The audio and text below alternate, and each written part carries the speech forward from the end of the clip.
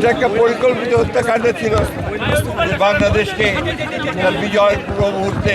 মেধাশূন্য করে দেওয়ার গভীর চক্রান্ত। আমরা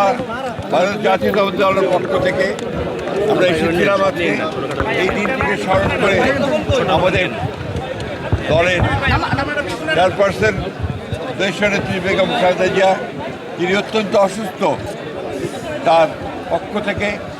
আমাদের ভারপ্রাপ্ত চেয়ারম্যান জনাব তারেক রহমানের পক্ষ থেকে বাংলাদেশ জাতীয় দলের সকল স্তরের নেতাকর্মীদের পক্ষ থেকে আমরা আজকে এই শহীদ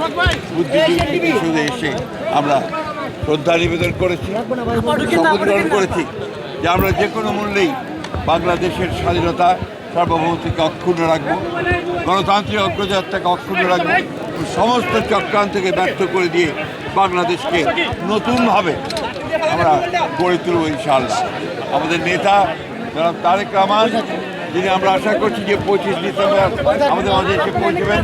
তার যে নতুন বাংলাদেশ গড়ার যে স্বপ্ন 31 দফার ভিত্তিতে, এবং একই সঙ্গে যে স্লোগান তিনি দিয়েছেন যে আমার দেশ বাংলাদেশ, আমাদের বাংলাদেশ, আমরা বাংলাদেশ হচ্ছে আমাদের প্রধান, সেই লক্ষ্যে আমরা এগিয়ে যাব। মাননীয় মহাসচিব,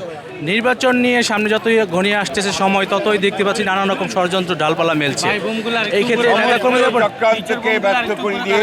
এই দেশের মানুষ তাদের গণতান্ত্রিক যে অধিকার, সে অধিকারকে প্রতিষ্ঠা করবে এবং আমরা বিশ্বাস করি যে যথাসময়ে সঠিক সময়ে নির্বাচন অনুষ্ঠানের মধ্যে দিয়ে গণতান্ত্রিক অগ্রযাত্রা অব্যাহত।